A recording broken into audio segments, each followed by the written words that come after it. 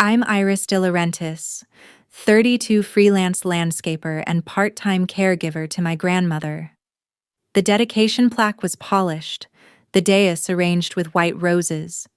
And yet, I stood alone, half hidden behind a park bench, with my hands shoved deep in my coat pockets. The city's mayor was arriving any minute, and the family had begun gathering under the event canopy. Oblivious to me, I had come early, hoping anyone would acknowledge what this day meant. But all I got was a passing glance from Uncle Thomas and a forced half-smile from my cousin Elise. The plaque read, "Marigold Gardens in honor of Eveline de Laurentiis, who planted beauty everywhere she went." I had written that line myself, paid for the brass plate, chose the marigolds because they were the first flower my grandma ever taught me to grow. This entire public park was my donation. My doing, yet not one family member had asked me to speak. Not even offered a seat near the front. "Excuse me," I asked one of the event volunteers as she passed with a clipboard. "I'm Iris. I'm the donor." She squinted at me like she didn't recognize the name. "Oh, I think you're supposed to check in with the media coordinator over there." She gestured vaguely toward the crowd of press near the speaker's podium, "but I think the family's all seated already. Sorry." She moved on before I could explain, before I could say, "I am family." I watched as my aunt took her seat on the front row. She was wearing Grandma's brooch, the one I had found in a kitchen drawer the day we cleaned out the house. I had left it on her bed, thinking she'd want to wear it today. She hadn't said thank you, hadn't even looked my way since. Then someone brushed past me, broad-shouldered, trim suit, talking fast into a mic headset. A city staffer, clearly someone with pull. He turned toward the podium and then froze, glancing back toward me. "Wait, are you Iris De Laurentiis?" he asked. I nodded, a little stunned. "Yeah. Oh my God. We've been looking for you. You're the donor." "Right." He motioned frantically toward the staff tent. "The mayor wants to meet you before the speech. We're so sorry. They told us you hadn't arrived yet." I felt every neck in the first few rows turn. Elise half stood. My uncle lowered his sunglasses. Even the journalist from the Tribune stopped mid-sentence. The staffer placed a hand gently on my elbow and led me toward the tent. The murmur behind me fell quiet. I felt the air shift. If you've ever stood invisible in a crowd of people who are supposed to know your name, drop a comment. Or just let me know where you're watching from. Hit like or subscribe if family drama ever made you feel like you didn't exist. "Right this way, Miss De Laurentiis," the staffer said, ushering me into the heart of the event, past the lines of folding chairs, the rows of unblinking eyes, and the blooming marigolds that had cost me 4 years and everything I had. I stepped up to the podium. The microphone crackled. The mayor turned. And for the first time in years, everyone stopped talking. Everyone looked at me, and no one laughed. When I was 11, I planted my first flower bed behind Grandma Eveline's shed. Half of it didn't even bloom. I'd followed the packet instructions to the letter, but the soil was too acidic, and I'd overwatered the seedlings. I cried about it for 3 days, convinced I'd somehow killed them. Grandma sat beside me on the back porch, her palms streaked with dirt, sipping iced tea like it was medicine for the soul. "Flowers don't punish you," she told me gently. "They just teach you what they need next time." She always said the garden listened better than most people. Maybe that's why I started whispering secrets to the basil and the foxgloves when no one else would. I think she knew. Back then, my mom worked long shifts at the hospital and didn't always remember to pick me up from school. My dad was gone. He'd left when I was 7 and never even sent a postcard. Grandma's house became my orbit. She didn't fill the silence with noise, just showed me how to read soil like skin, how to break apart roots without breaking the plant, how to name the difference between wilted and thirsty. The others, my aunts and cousins, came around for birthdays and holidays, posed for the yearly group photo in front of her hydrangeas. But I was the one who built the trellises. I was the one who lugged mulch in July heat, and I was the one she let prune her roses, even when I was just a kid with scraped knees and too much to prove. When I turned 17, I told Grandma I wanted to skip college and start a garden design business. She blinked slowly, like she was swallowing something sharp, but she didn't say no. "You'll have to dig deep," she warned, "before anyone sees what you're planting." The rest of the family didn't share her patience. At my cousin's graduation party, someone made a toast something about how Elise was the first De Laurentiis to go Ivy League, and how it was nice to see ambition in the next generation. Aunt Corinne glanced right at me after that line, my hands clenched around the paper cup in my lap. I remember thinking that if I stood up right then and told them I was already pitching for loans and buying clippings from estate sales, they'd just smile, that same brittle smile, because to them, landscaping wasn't a career. It was lawn mowing with pretensions, a phase, a dirty job someone else was supposed to do. When Grandma fell the first time, just a small stroke, they said I was 26. I'd been freelancing under the name Ivy and Iron for nearly 3 years. My clients were small suburban families, retirees, a few young couples who wanted edible gardens. I didn't make much, but I managed the bills. I moved into Grandma's house full-time to care for her. She couldn't garden like before. Her left hand trembled too much. But she'd still sit by the window and tell me which lilies needed thinning. One afternoon, I brought in a check, $300 for a backyard transformation in the Heights. I laid it on the table next to her tea and said, "It's getting real. Grandma, people are starting to know my name." She tapped the check gently, smiling at the ink like it was a seed. But the rest of the family only saw that she needed a part-time nurse, that I was inheriting the house by convenience. They whispered that I was taking advantage, that I couldn't hold down a real job.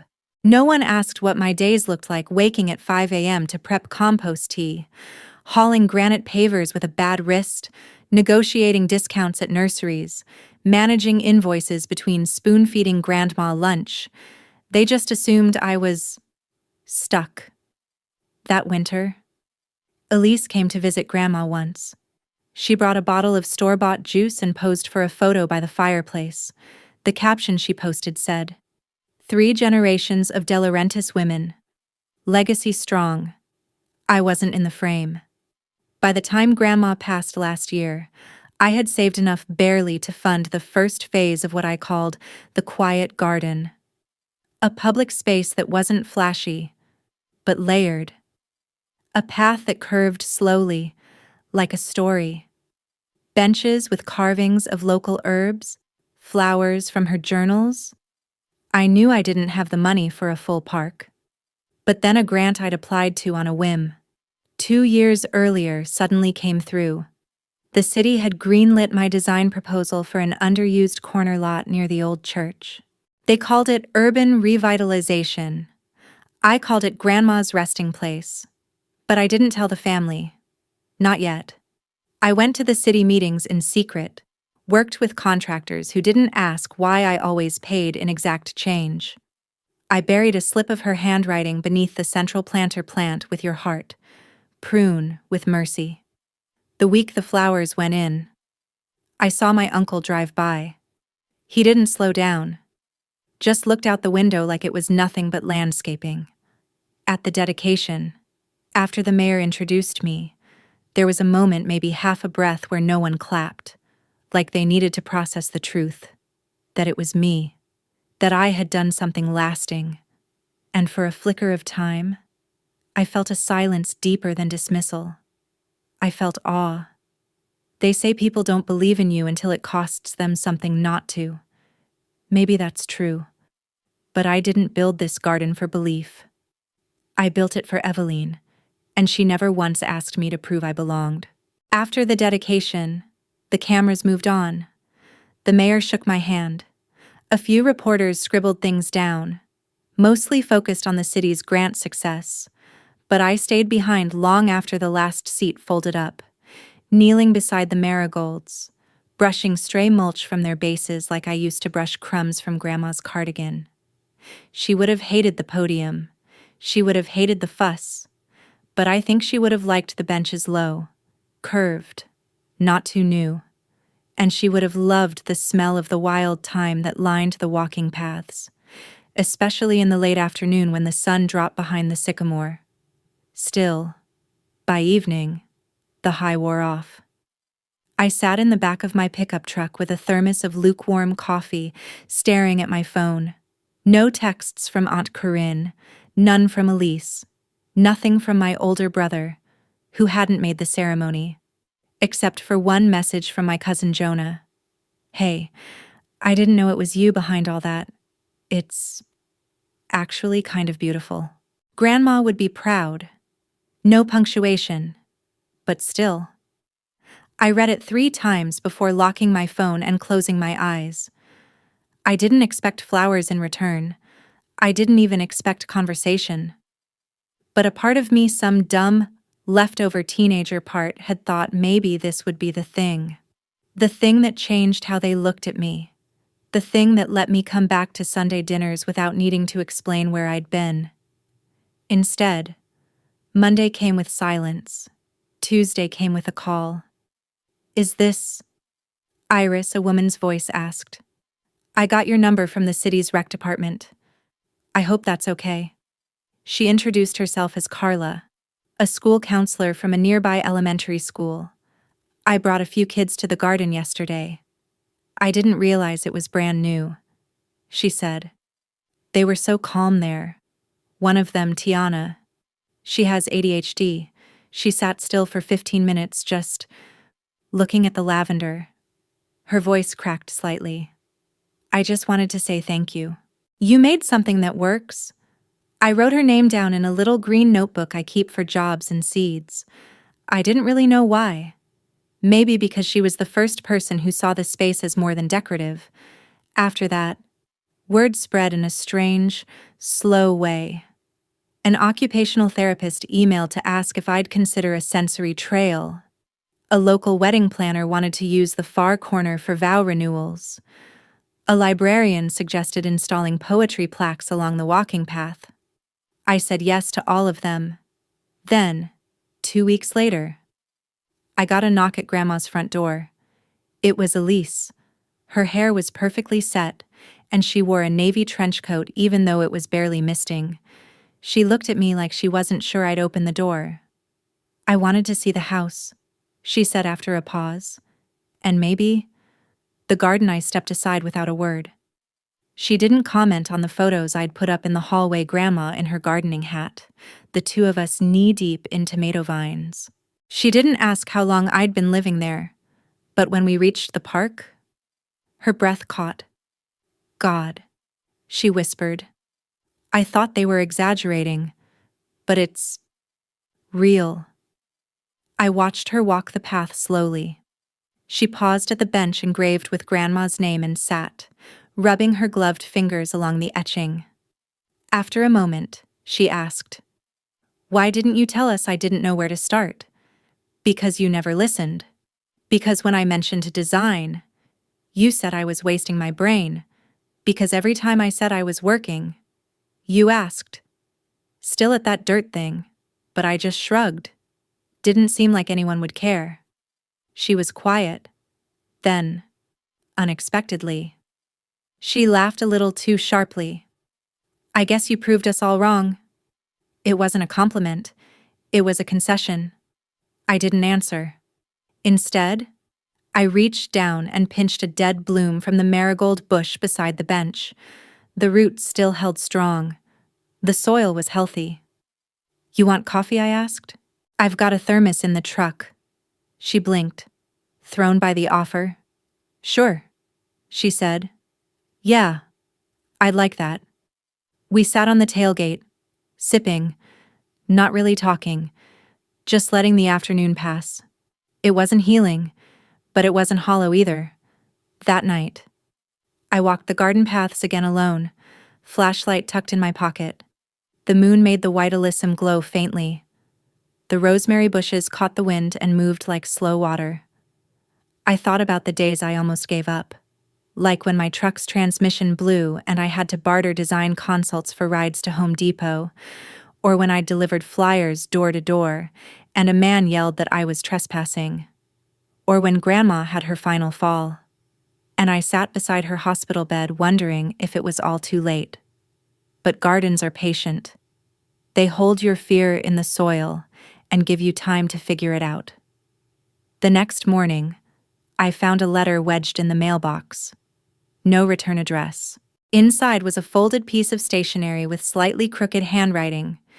You didn't get her voice, but you got her hands. Thank you for what you did. T. It could have been Thomas. It could have been no one. But I pressed the note into the green notebook anyway. By then, people had started calling it Iris's Park. I didn't correct them. Not because I needed the credit, but because maybe, just maybe, they were finally starting to see what I'd been planting all along. The first vandalism happened in late March. I was trimming back some of the frost-damaged lavender when I saw it spray paint across the side of the compost shed. Bright orange, messy, streaked where the dew hadn't dried yet. Just one word: poser. The paint stung more than I wanted to admit. I stood there for a while, pruning shears dangling in my gloved hand. Someone had walked through a space I'd spent years building, touched the grain of the cedar I had sanded myself, and decided to spit contempt onto it. Maybe it was a random teenager. Maybe it was someone from the neighborhood who thought I didn't belong. Or maybe it was someone who knew my name. I scrubbed it off alone. Didn't report it. Didn't post about it. I just bought a gallon of dark forest green paint and gave the whole shed a fresh coat. Covered it like you'd cover a bruise. But the message didn't leave me. Was I a poser? Was this whole garden just a performance? I had no degrees in horticulture, no formal training, just years of dirt under my fingernails and a stubbornness that came from being the only one who believed in it. That week, I couldn't sleep. I'd lie awake in Grandma's bed mine now, watching the shadows from the old mulberry tree ripple on the ceiling. My thoughts churned through every insult I'd swallowed quietly over the years. Every snide comment from Elise. Every time my mom asked when I was going to get a real job. Every look from Aunt Corinne when I wore jeans to a baby shower. The difference was, now I had something to lose. Before, I was invisible. Now I was visible, and that meant people had opinions.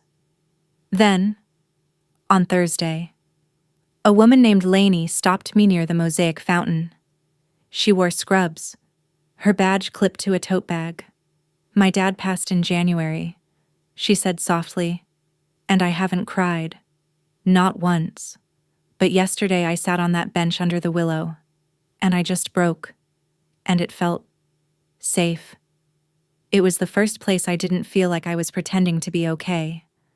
I nodded, throat thick. She smiled faintly, brushing a strand of hair from her face. I know this place was for your grandma, but I think it's for people like me, too. That night, I painted a small wooden sign and nailed it gently to the base of the willow. It said, simply, "Rest here. You're not alone." No one asked for it, but no one took it down either. By April, the garden began to bloom in full. Tulips opened along the path like quiet little trumpets. Children from the local school came with paper sketch pads, drawing the daffodils and whispering about bees. Retired couples brought camp chairs and thermoses.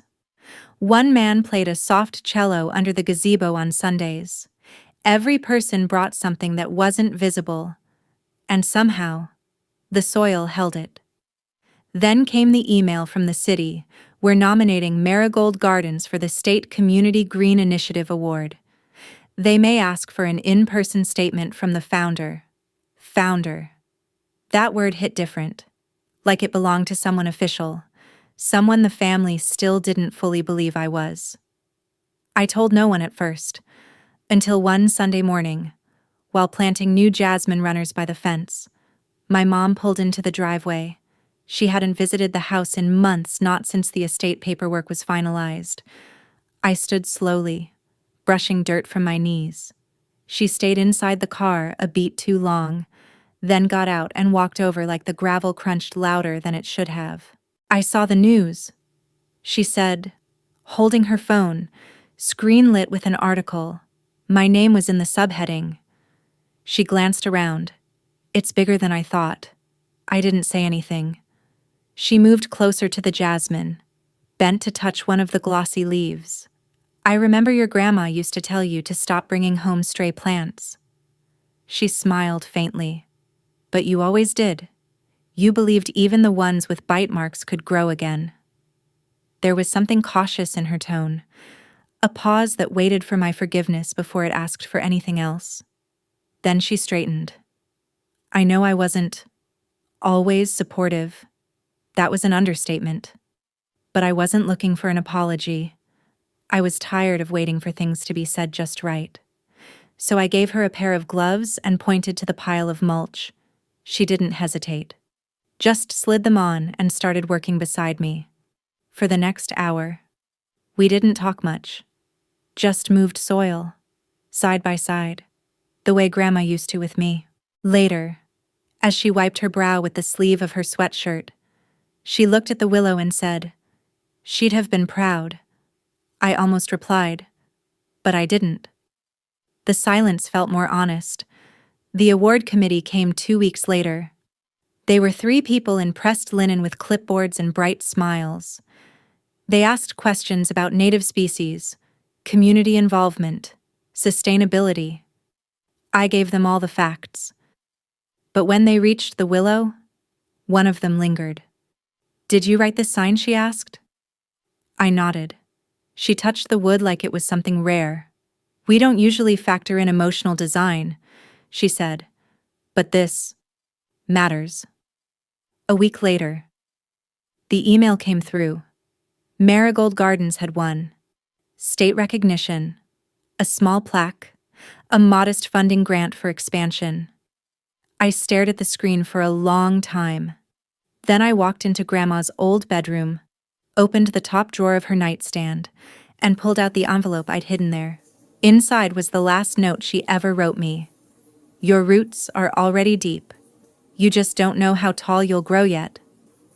I pinned it on the wall beside the window, the one that looked out over the garden, and for the first time, I cried. Not from grief, not from exhaustion, but from the quiet, aching relief of being seen without needing to beg for it. The award ceremony was scheduled for a Saturday in early June. I almost didn't go. It wasn't fear. I'd stood in front of a crowd before. It wasn't even doubt. The garden had already spoken for itself, quietly, steadily, without my help. What kept me hesitating was the part no one talked about: what to do after people finally start seeing you. What happens when the dream becomes real, and you no longer have to fight for every inch? What happens when no one's laughing anymore? I stood in front of the mirror that morning wearing the same linen dress I'd worn to Grandma's funeral, pale green, with little embroidered daisies on the sleeves. I'd kept it in the back of the closet, next to her cardigans. I hadn't touched it since that day, but now, it felt right. I drove alone, parked 3 blocks from the courthouse. My name was on the program: Iris de Laurentiis, community garden founder, right below the city councilwoman and 2 lines above the donor from the Restoration Conservancy. As I entered the hall, I heard my name from across the lobby. Iris. It was Aunt Corinne. She wore a tailored navy pantsuit and heels too high for the tile. Behind her stood Elise, scrolling on her phone. They were early. That shocked me more than seeing them there at all. Aunt Corinne gave me the kind of smile you offer a guest speaker you don't quite know how to greet. Elise didn't look up. "We came," Corinne said, unnecessarily. I nodded, unsure of what response was appropriate. A thank you, an apology for assuming they wouldn't. But Corinne continued, smoothing her blazer. We didn't realize until the Tribune piece that you had really built all of it yourself. I raised an eyebrow. It's been there for months. Yes. Well, she said quickly. Sometimes it takes a while for people to notice what's right in front of them. It wasn't a compliment. It wasn't quite shame either. Just truth, with sharp edges smoothed out by public politeness. Elise finally looked up from her phone. The photos look nice, she said. The part with the willow is kind of poetic. Kind of. I turned toward the auditorium doors, not wanting to linger. If you want good seats, I said without emotion. You should go in now. They'll start soon. I walked away before they could say anything else. Inside, the lights were soft and golden. The stage was modest. A wooden lectern, a folding table with plaques arranged like carefully cut pastries. Rows of plastic-padded chairs faced forward, half full already. I sat in the second row, dead center. When they called my name, I stood slowly. No fanfare, just that low thrum of expectation from strangers, a spotlight that felt more like sunlight. At the podium, I took a breath. I'm Iris de Laurentiis. I wasn't trained in horticulture. I wasn't raised to expect awards. But I was raised by a woman who told me that tending to something, anything with your hands, can teach you how to listen. My grandmother gave me seeds long before she gave me advice, and when the soil spoke back, I just kept digging. I paused, looked out over the heads. One or two people leaned forward, others nodded. I didn't build a garden because I wanted attention. I built it because beauty was missing, and someone had to bring it back. I never expected anyone to care, but now that you do, thank you. Thank you for seeing the quiet things. The applause wasn't thunderous, but it was real. Afterward, a young woman in a mustard yellow scarf approached me near the refreshment table. I've seen you, she said, down by the time beds. I live across the street. I've watched you work in the rain, in the heat. You made me plant tomatoes on my windowsill. I smiled, warmth breaking through my ribs like sudden sun. Did they grow? Not much. She laughed. But I'm trying again this season. I told her I had extra clippings from the herb spiral. She could stop by any time. We exchanged numbers. Just like that. That night, I came home and opened the back door to the garden. The porch light spilled across the flagstone path, making the alyssum shimmer like sugar. I walked it slowly, alone, as always. The bench under the willow felt cooler now that summer was coming. I sat, leaned back, let the quiet wrap around me. Then, from the other side of the fence, I heard voices soft, teenage, half laughing. I turned my head. 2 kids, maybe 15, climbed off their bikes and sat just outside the gate, passing a half-eaten bag of kettle chips between them. They weren't being destructive. They weren't loud. Just there. Like the garden belonged to them too. And maybe it did. The next morning, I found a folded paper under one of the flower pots near the main path. It was a sketch, rough pencil lines of the willow tree, done by hand, signed only with the initials NR. I pinned it beside Grandma's last note. That week, I added a new box near the front entrance draw. Write. Leave something. By Friday, there were 3 poems, 2 more sketches, a tiny pressed flower taped to an index card, and a folded note that simply read, I sat here today and didn't feel like a mistake. That note broke me in a way nothing else had. Not because it was sad, but because it was familiar. Because I had once sat in that same spot and thought the exact opposite. The next Sunday, as I repainted the edging near the fountain, Elise returned. She wasn't dressed up this time. Just jeans and a hoodie. No trench coat. No audience. She walked up slowly, like someone testing the ice.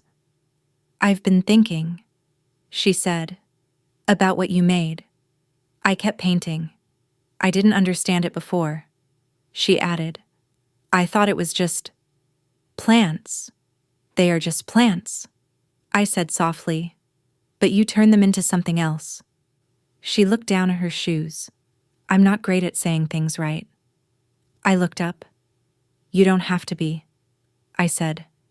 "You just have to be here." And she was. She picked up a paintbrush without asking.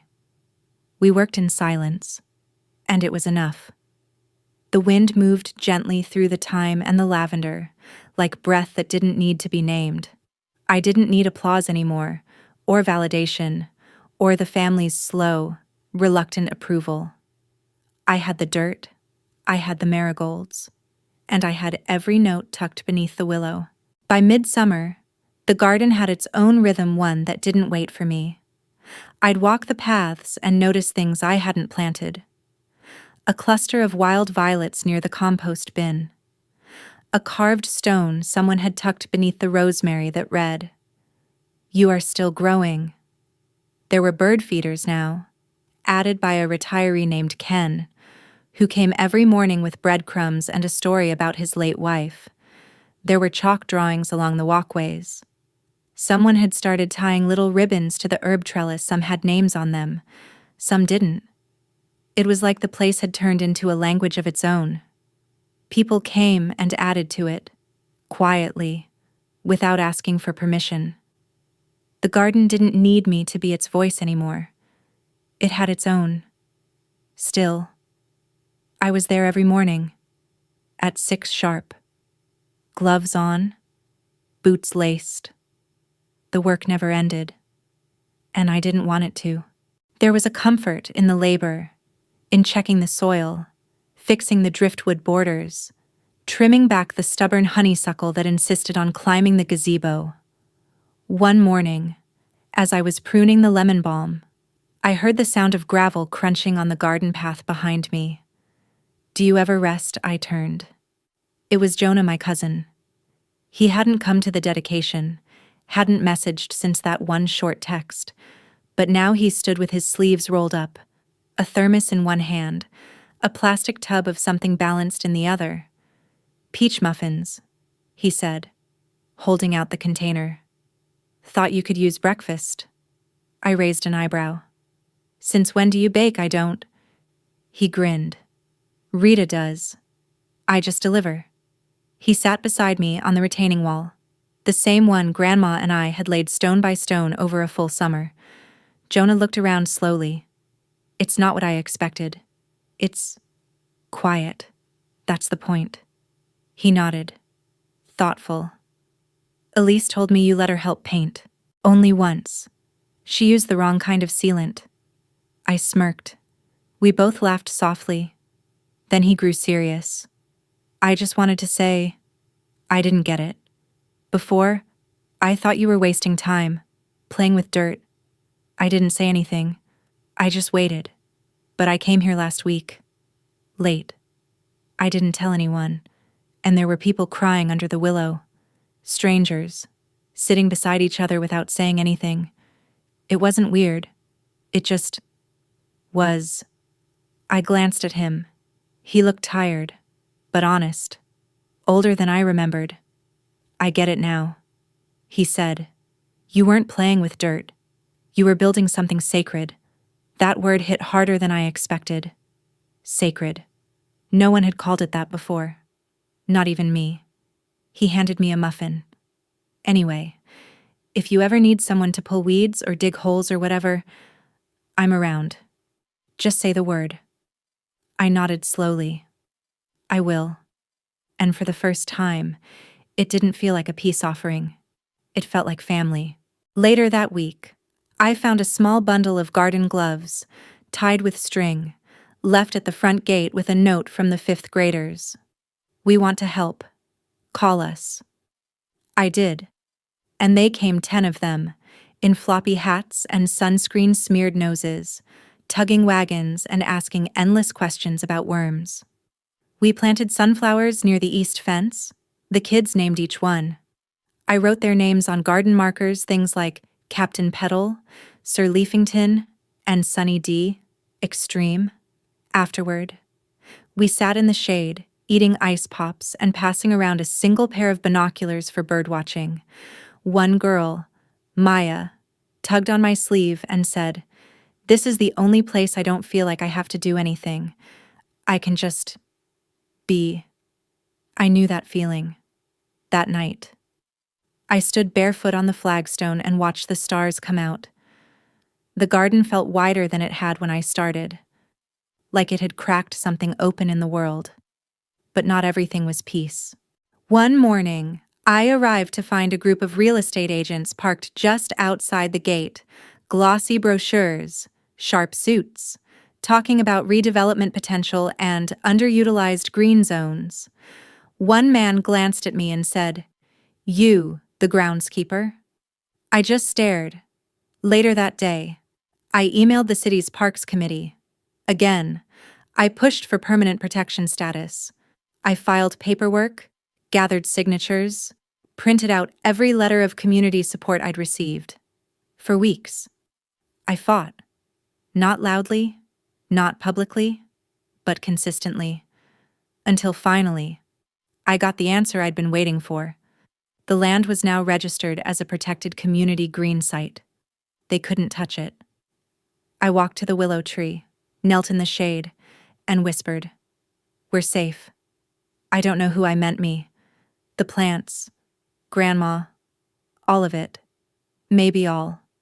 A week later, the local paper asked for an interview. I said yes. Under one condition, they had to photograph the visitors, not just me. So the front page photo showed 3 elderly men playing cards on the mosaic bench, a young couple sketching on the lawn, 2 kids in bright boots chasing butterflies. I was in the background, smiling, tending. That felt right. People started mailing seeds to the park. Envelopes labeled for the Willow Garden, for Eveline's Peace, for the girl who made it real. One package held seeds wrapped in an old love letter. No return address. I planted every one. By August, I started dreaming again. Not about recognition, but about expansion.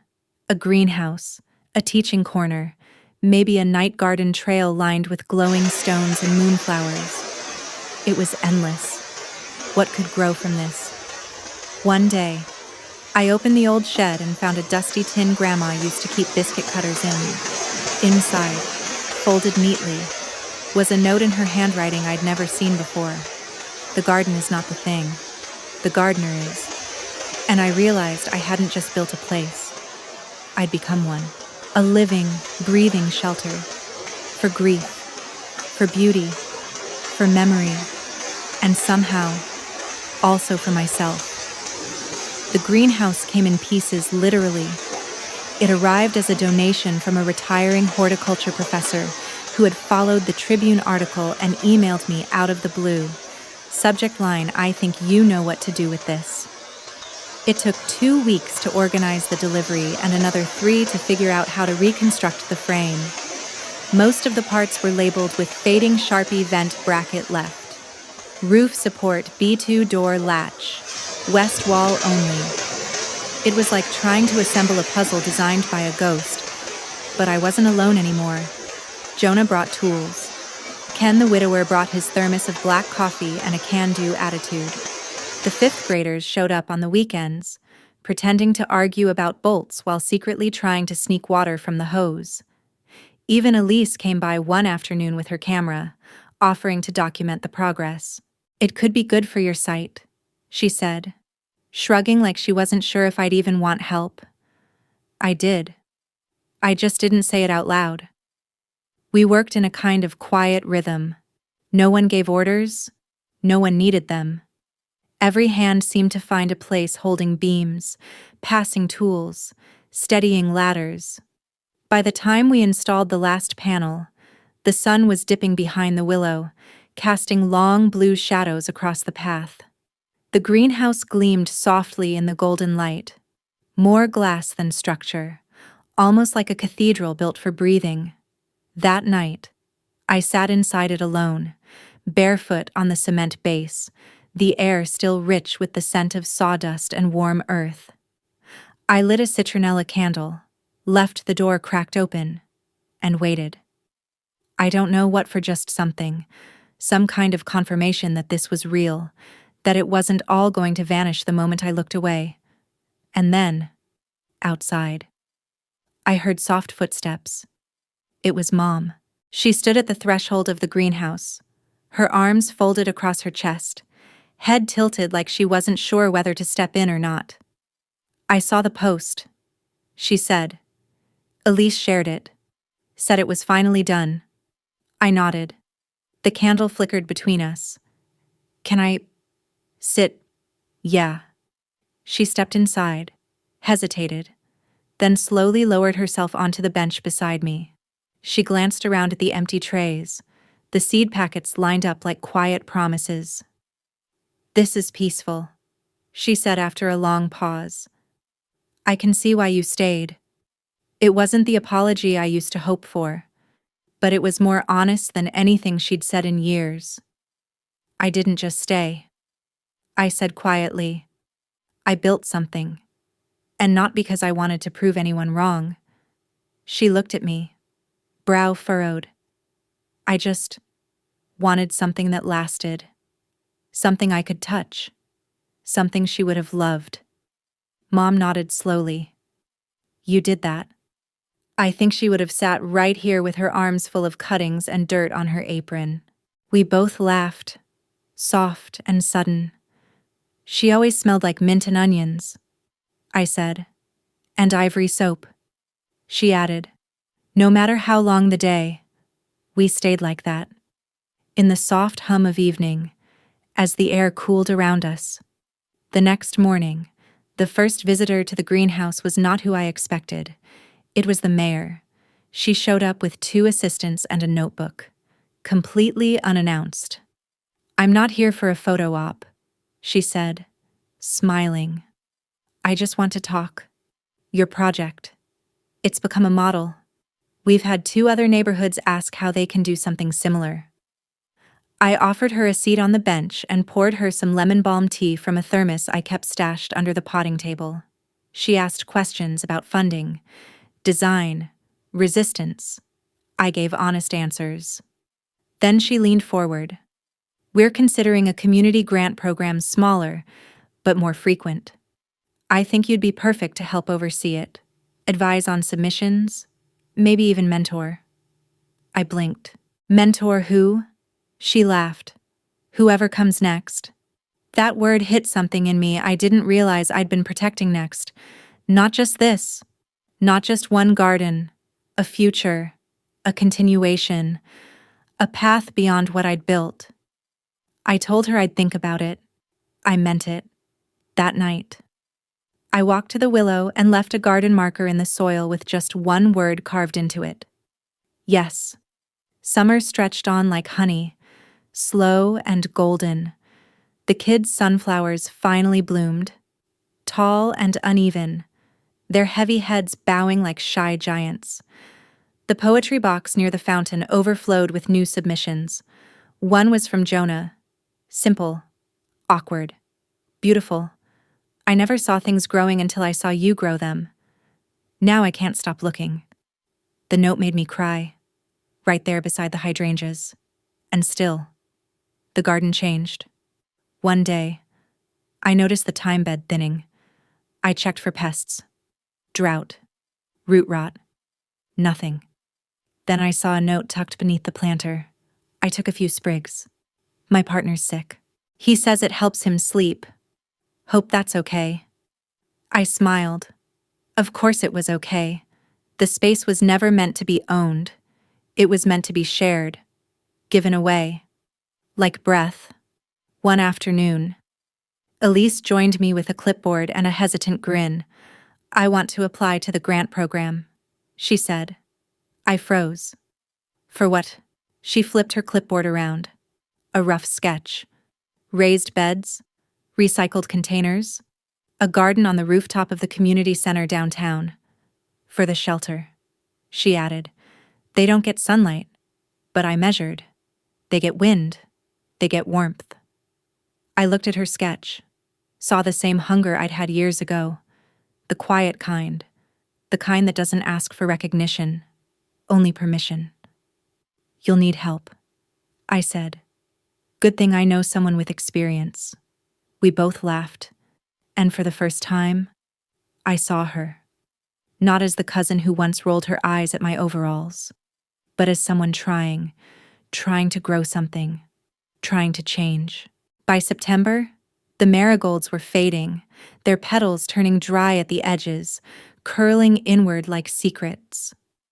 I sat beside one of the first bushes I'd planted, remembering how Grandma had taught me to deadhead them gently, not out of punishment, but to make room for what comes next. I pulled the spent bloom with careful fingers and held it in my palm. It felt like everything I had lost, and everything I had found, all in the same breath. Autumn didn't arrive all at once. It crept in slowly, like an old friend unsure whether they'd be welcomed back. The air thinned. The lavender turned silver at the edges. The willow dropped a few yellow leaves onto the bench below, one by one, like little warnings that everything was about to change, and I was ready for it. I spent the early weeks of October mulching the beds, covering the roots, trimming the last of the summer's wildness into something more deliberate. I started earlier in the mornings now, not just because the sun rose later, but because I liked the quiet. I liked hearing the garden breathe before the footsteps began. One morning, as I raked a pile of marigold stems into the compost bin, I saw Mom standing by the front archway. She wasn't dressed for gardening. Long coat, heels, a purse on her shoulder. She looked like she'd just come from somewhere else, church maybe, or a meeting. But she was here. I wanted to show someone, she said softly. I hope that's okay. Behind her stood an older woman in a camel-colored wrap and a younger man carrying a camera bag. They nodded politely. She's from the planning board, Mom explained. They're exploring ideas for more green zones. I told her she needed to see this one first. I nodded, unsure whether I should step back or stay. But Mom gestured toward me. Iris is the one who made this, every inch. The woman looked at me like I was something rare. This is more than landscaping, she said. This is soul architecture. I didn't know what to say, so I just said thank you. After they walked the garden, Mom lingered behind, waiting until the others had reached the street. She turned to me, reached into her purse, and pulled out a small envelope. This was Grandma's, she said. I found it cleaning out the attic. I think she meant it for you, but never got to give it. The paper was brittle, folded in thirds, sealed with a dried wax circle. I didn't open it right away. I waited until I got home, until I was sitting on her old porch swing with a blanket around my legs and the air smelled like rain. Inside the envelope was a single page, not typed, not neat. Just her writing, fast and familiar. My Iris. If this finds you after I'm gone, know I never doubted you. Not once. Even when you were quiet, even when you were angry, even when you stayed in the dirt instead of the classroom. Some flowers grow in neat rows. Others find cracks in concrete and bloom there anyway. You were always the second kind. Grow wherever you want. I'll always be nearby. Love. Grandma. I pressed the letter to my chest, eyes shut, breath tight in my throat. It didn't feel like closure. It felt like light. A soft, living thread that had always been there, now tied into a visible knot. That night, I returned to the greenhouse and tacked the letter beside the others. Jonah's poem, Maya's ribbon, the love letter seeds. I stepped back and looked at the wall, cluttered and uneven and somehow perfect, like a collage of voices that never needed permission to speak. That week, Elise's grant was approved. She showed up at my door with 2 cupcakes, a folder of planning documents, and a grin so wide it nearly cracked her face in half. "I want you to help me build it," she said. "It won't be as beautiful as this, but I think it can be something." "You already made it something," I replied. "Now we just get our hands dirty."